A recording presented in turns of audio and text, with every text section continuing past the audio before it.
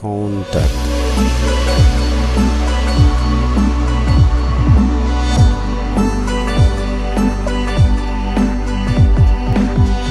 Des remerciements spéciaux aux membres du comité de pilotage et à la SCOPI pour leur sens élevé de l'organisation.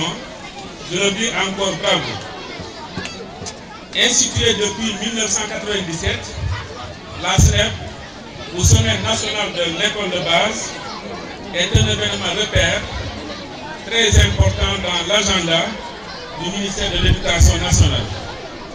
Mes propos vont porter d'abord sur le sens et l'importance de la semaine de l'école de base, le sens du thème choisi cette année, et enfin quelques éléments d'analyse, de bilan et de perspective sur l'état de l'école à Saint-Louis. La semaine nationale de l'école de base représente un moment privilégié de mobilisation, de réflexion critique et collective, de partage autour des grandes problématiques qui interpellent l'éducation et la formation. Elle est un outil d'appropriation et de vulgarisation des options stratégiques de l'État en matière d'éducation auprès des partenaires ou autres acteurs de l'école. Il s'agit de toutes les communautés à la base et les équipes pédagogiques, également les partenaires, de porter un regard rétrospectif et critique sur l'état de l'école, son fonctionnement, ses tendances évolutives, sa gouvernance, ses performances et ses relations avec les populations. Elle est donc de ce fait un moment de recentrage permettant de clarifier, d'expliciter et de réorienter l'école afin de la mettre en phase avec ses ambitions naturelles de facteurs de développement local et national. Bref, la semaine nationale de l'école de base est un moment d'évaluation et de bilan à mi-parcours sur les performances de l'école. Le thème de cette 19e édition 2015 intitulé « La paix d'état civil, un droit pour l'enfant, un devoir pour les parents, les communautés et les collectivités locales ». Ce thème repose de façon évidente la problématique de la déclaration universelle à la naissance dans ses rapports avec l'accès à l'école et à la citoyenneté.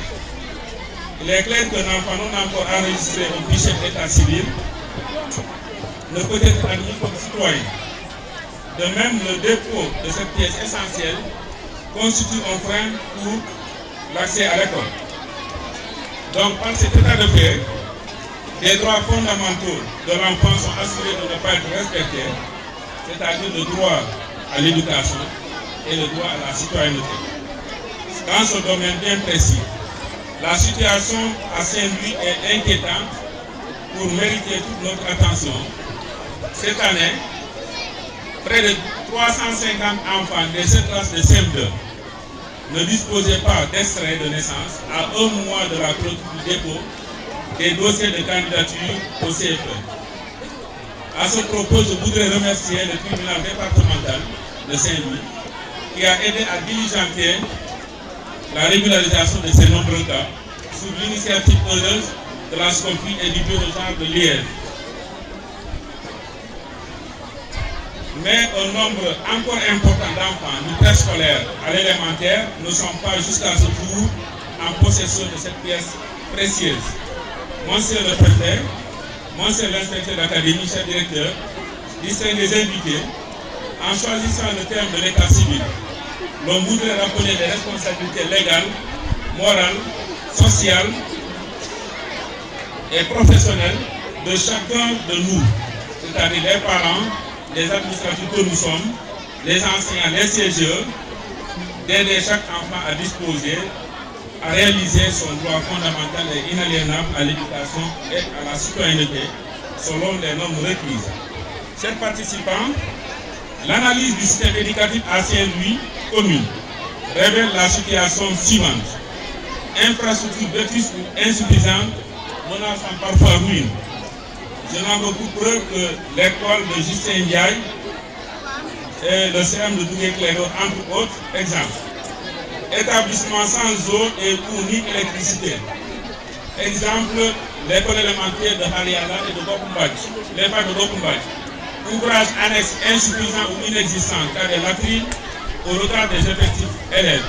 Le cas de l'école de Pikine-Dak, sort d'Agar 2, Nalandiaï. Effectif très pléthorique justifiant l'institution des classes à double plus. Insuffisant de réserve foncière dans les écoles, accès encore difficile pour beaucoup d'enfants à l'école, pour ne pas dire exclu du système faute de place dans le Grand Pikine. Dans ces conditions, l'atteinte des normes et standards de qualité sera une utopie. Cette situation peu reluisante nous a valu aujourd'hui l'option de créer l'école élémentaire de Guinaouraï, dont nous posons la première pierre aujourd'hui pour compter d'octobre 2015. Car en effet, l'analyse a conduit à la nécessité urgente d'équilibrer la carte scolaire par une meilleure distribution des effectifs au plan spatial et sociologique. Avec la probable création de notre collège à Sordaga, en sus du collège de Guinaouraï et du collège de Pikine, et des dispositions déjà prises, l'on s'achemine à coup sûr vers la stabilisation de la carte scolaire par une meilleure maîtrise des objectifs scolarisables et scolaires. Afin d'améliorer de façon durable la qualité des enseignements apprentissages, il a été décidé d'organiser en novembre 2015 une journée de l'excellence pour primer les meilleurs acteurs scolaires. Un paquet de services ou d'activités intégrées accompagne sa mise en œuvre. Un championnat sportif, des olympiades dans les matières scientifiques et mathématiques, l'environnement scolaire et plus tard le théâtre scolaire. En résumé, retenons que pour tendre vers une école de qualité autogérée et viable, il faut asseoir une compréhension commune et partager des rôles et responsabilités attendus des différents acteurs. C'est pourquoi nous attendons des populations et des familles d'abord la mise en place des CGE fonctionnels qui sont déjà pratiquement mis en place, de veiller à leur fonctionnement régulier par l'élaboration de plans d'action. Alors, d'autre part, je pense que l'école ne doit plus être considérée comme un îlot aux réalités à part dans les quartiers et dans les villes, avec des enseignants d'un côté et des communautés de l'autre. D'autres défis par ailleurs vous attendent, l'état civil et l'inscription à l'école. Cependant, il ne s'agit pas seulement d'inscrire son enfant à l'école, faudrait-il assurer son maintien durable dans les structures. C'est surtout à ces conditions que l'on aura une école de la communauté, performante, émergente et au service de l'éveil des consciences, afin d'asseoir les bases de développement durable. Nous attendons également des autorités déconcentrées, notamment le maire et le conseil départemental. Le soutien de l'IF dans l'amélioration de l'environnement scolaire, en termes de murs de clôture, latrines, toilettes, eau, électricité. Nous attendons des chefs d'établissement la prise d'initiative hardie, une capacité managériale afin de susciter l'adhésion et l'implication des populations autour de l'école, notre idéal commun. Des enseignants enfin, nous leur demandons de faire mieux que par le passé, afin de rendre l'école plus crédible et plus performante pour améliorer son image, ceci malgré les difficultés reconnues. Mesdames, Messieurs, chère population, c'est à travers les pratiques innovantes, le don de soi et l'action concrète que nous bâtirons ensemble notre école en nous adossant aux orientations nationales.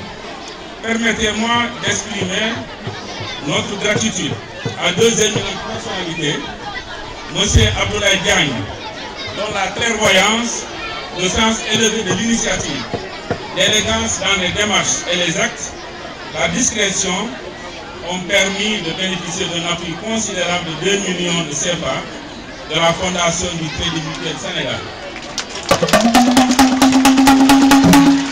Je voudrais également, parlant du délégué de quartier, dire que cet agent de développement dont la générosité, l'esprit de sacrifice nous ont facilité la collaboration.